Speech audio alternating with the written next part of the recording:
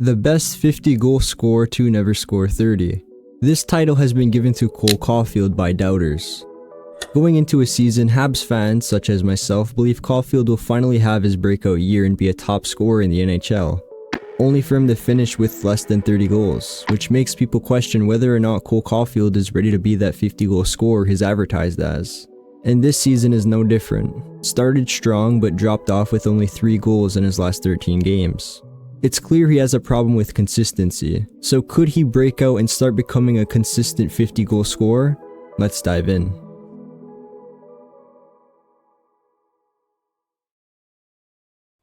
Cole Caufield was drafted 15th overall by the Montreal Canadiens in the 2019 draft. He was touted for his goal scoring ability with a quick and accurate release to beat goalies. He was exactly what Montreal was looking for after years of lacking a goal scorer. So despite his small stature at 5'8", 175 pounds, Caufield still exceeded at all levels. Coming out of the US National Development Team, Caufield set the NTDP record for career goals, tallying up 126 over the course of his 2 seasons. His record was broken last year by another Cole Eiserman, but Caufield's goal record still surpassed Austin Matthews, Patrick Kane, and NHL legend Phil Kessel. To say expectations were high for Caufield would be an understatement. The Canadiens believed they had their next generational goal scorer, drafted at 15th overall no less. Some already believed the pick was a steal. Teams overlooked Caufield based on his size, but if anything this probably motivated Caufield even more. He looked up to players who used their size to their advantage. Players like Marty St. Louis and Johnny Gaudreau both played a major role in Caufield's career. But that comes later. Caufield also played 2 seasons with the University of Wisconsin, putting up 49 goals and 39 assists in 67 games. It's clear Caufield was ready for the NHL, so he made his debut on April 26, 2021 against the Calgary Flames. The Habs won the game 2-1, but Caufield was left off the score sheet. It wasn't until the 1st of May in a game against the Ottawa Senators where Caufield would score his first NHL goal and win the game for the Habs. He would score again in the very next game against the Toronto Maple Leafs. He was immediately making an impact on the Canadiens. He was quickly becoming a fan favorite and he helped put them in a playoff spot. The Habs squeezed their way into the playoffs. It was the shortened 2020-21 season with only 56 games being played, and they made it with a record of 24, 21, and 11. Expectations were definitely low for the Habs, especially since their first round opponent would be their biggest rivals in the Toronto Maple Leafs. Toronto finished first in the North Division, so pretty much every hockey analyst had Toronto winning the series. And as we know, they didn't, with the Habs coming back from being down 3-1 in the series. It was an unexpected comeback, with Montreal playing like they had nothing to lose. They were just happy to be in the playoffs, so without all the pressure they were able to focus on their game, taking it one step at a time. Game 5 seen the Maple Leafs take it to overtime, but after a mistake made by Alex Galchenyuk of all people, the Habs had a 2-0, with future Habs captain Nick Suzuki and of course Cole Caufield. Suzuki passed to Caufield, Caufield passed it back, and the Habs took Game 5. It was the perfect representation of Montreal's future. The 2 future faces of the franchise who would lead the team. After this win, they again took it to overtime in Game 6, with Jesperi Kotkaniemi scoring the OT winner. He'd never really panned out and left Montreal the following year. But either way, the Habs took Game 7 with ease and were ready for Round 2 against the Winnipeg Jets. And they swept them 4 straight. So the Habs were walking into the conference final with some swagger. This is when Caufield would find his rhythm and score 4 goals in the 6-game series against the Vegas Golden Knights. The Habs took the series in Game 6 in overtime at home, and the city of Montreal was electric. Despite COVID restrictions, there was more Habs fans outside the arena than Panther fans at their own Stanley Cup parade. Just kidding. But then they lost in the finals to the Tampa Bay Lightning, but whatever. The Habs' future looked bright, with their young players leading them on the journey to the finals. Caufield finishing with 12 points in 20 games. The thing is, everything went perfect for the Habs to make it there. Old veterans stepped up and the young players playing their best game. So next season, when a lot of players left in free agency, the Habs knew they couldn't replicate their success. So they focused on a rebuild. I mean, they had to, with a record of 22, 49, and 11 the following season in 2021-22. They weren't exactly going anywhere, so most of the season was spent developing their young players.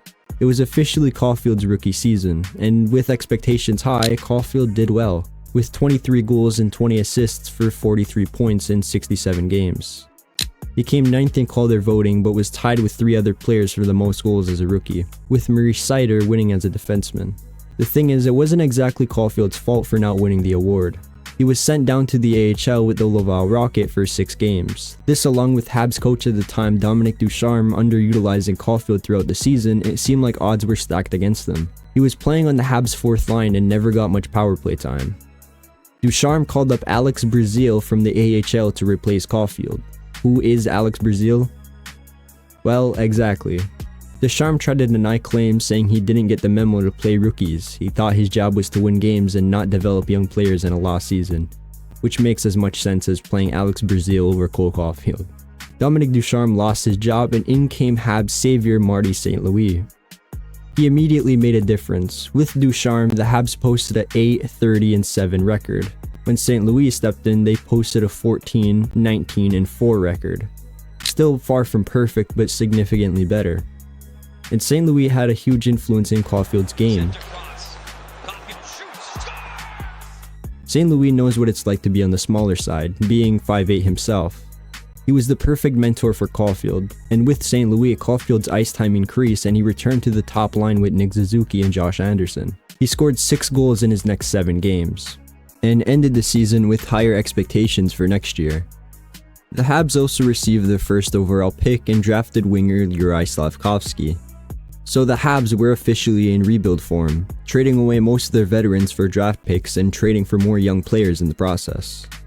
The Habs were committing to the rebuild, so next season consisted of more losing, with a record of 31-45-6. But in a season meant for developing young players, Caufield only played 46 games because of a shoulder injury. He dislocated his shoulder at least twice. A shoulder injury for a shooter is the worst type of injury as well. So Caufield had to get surgery on his right shoulder in February 2023, putting him out for the rest of the season. He ended with 26 goals, 10 assists for 36 points in 46 games. And 26 goals in 46 games is incredibly good. So again, expectations were higher for next season. 2023-24 would see Caufield play a full 82 games, but he would still fail to surpass the 30-goal mark. With expectations so high from the year before, a lot of people started to question Caufield's production, with him finishing with 28 goals, 37 assists for 65 points in 82 games. Definitely good, but not even close to 40 goals, never mind 50. Caufield was still on line 1 with Nick Suzuki, but in December, Juraj Slafkovsky was added to the line, and this worked, with this line being one of the most productive lines in the entire NHL, ranking 7th on expected goals on a line that played above 300 minutes together. Slafkovsky and Suzuki both had a combined 53 goals, so the Habs didn't solely rely on Caufield for scoring. And he knew it as well, with his shooting percentage only being at 8.9 when the season before his shooting percentage was at a 16.5%. That is a 7.6% drop-off. So to me, Caufield's underwhelming number of goals at the end of the season was purely due to the Habs having more options than just a Caufield shot. This along with Caufield just not being a selfish player. The exact same thing is happening to Connor Bedard this season. When he has the puck, he chooses the less selfish option, even if it's the wrong option, since Bedard has one of the deadliest shots in the league. So these small decisions equates to less goals as an individual player. And a hockey team is just that, a team, not individuals looking to win personal awards. It's a team effort, and I'm assuming Caufield knows that. So with the 2023-24 season being over, the Habs finished last in the Atlantic with a record of 30, 36, and 16, landing them Russian playmaker Ivan Demidov in the draft, a perfect player to complement Caufield's game. They also traded for Patrik Laine. Yes, that Patrik Laine. This means the Habs are walking into the season with 2 elite snipers, but I'll get into that later. On August 29th, Blue Jackets captain Johnny Gaudreau and his brother Matthew were tragically killed in an accident. This left the hockey world shocked, with players across the league telling their stories about Johnny. This is when Caufield did a great gesture and changed his number 22 to 13. He wore 13 throughout his career and he looked up to Johnny, so walking into the season with number 13 felt special. Extra special when Caufield scored in the Habs' first game against the Leafs. It was the only goal of the night and he pointed up to Johnny. Caufield continued to play great with 10 goals in 11 games, but only 2 goals in his next 10 games, and 5 in his next 10, and 3 in his next 7. That's where we're at now, with him scoring his 100th goal of his career just a few days ago as of recording. He now has 20 goals and 15 assists for 35 points in 38 games, with his shooting percentage being at the highest it's ever been at with an 18%. He's projected to finish with 43 goals at the end of the season, the highest of his career. My only worries are that Caufield can be a very streaky player. He goes on long periods of not scoring, but when he starts, he really starts. This along with Patrick Laine taking Caufield's spot on the power play. As he should since he has the better shot, but Caufield really benefited from being on the power play. But it shouldn't affect his goal scoring that much. Caufield is having the best season of his career so far, projected to get at least 40 goals. But the 50-goal title comes from the media and the fan base. I think Caufield needs to prove himself of that title to ever be in the conversation of winning the Rocket Richard. He's only 23 years old and the Habs are still in a rebuild. When the pieces are there and we're contending, that's when these conversations should take place. For now, let the players develop without all the pressure on their shoulders, because if we don't, Caufield might need surgery again.